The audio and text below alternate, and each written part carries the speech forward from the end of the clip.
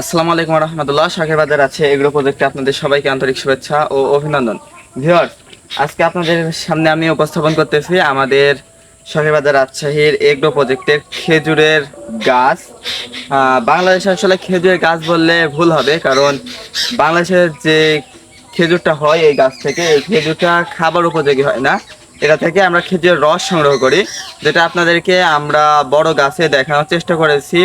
শীতের মধ্যে রস সংগ্রহ করে আপনাদেরকে গুড় বানিয়ে দেখানোর চেষ্টা করেছি, এবং আপনাদের কাছে আমরা সেই আপনাদের ঐতিহ্যবাহী রাজশাহী খাবারটা পৌঁছেও দিয়েছি মাশাআল্লাহ।